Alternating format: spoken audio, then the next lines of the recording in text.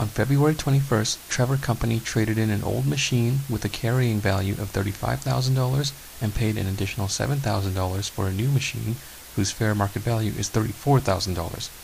The cash flows from the new machine is expected to be significantly different than the cash flows from the old machine. Note, this is important because it indicates that this is not a like-kind exchange. We'll discuss this in another problem.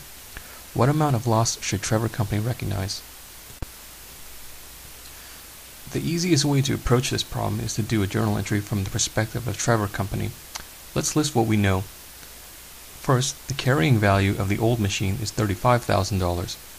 Trevor paid an additional $7,000, and the new machine's fair market value is $34,000.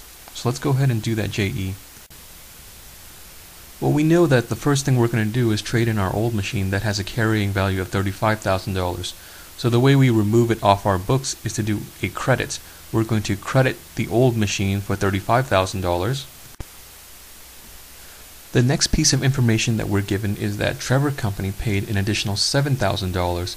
That means we're going to be crediting our cash for $7,000. The next step is to record the new machine on Trevor's books. We do this by debiting new machine for the fair market value, which is going to be $34,000. Now the final step of this problem is to solve for the loss. Notice that I have a blank box around what the dollar amount should be for the loss because this is what we call a plug value. We're trying to plug a dollar amount in that's going to get our total debits to be equal to our total credits. Notice that the total credit is $42,000, which is the summation of the cash, $7,000, plus the carrying value of the old machine, which is $35,000. $7,000 plus $35,000 is $42,000. Now on the debit side, we already have $34,000. So notice that if we plug in the amount of $8,000, that's going to balance our equation. $8,000 plus $34,000 is going to get us to the total debits of $42,000, which is going to equal the total credits of $42,000. And that's what we want. Both sides of the equation, debits and credits, have to be equal.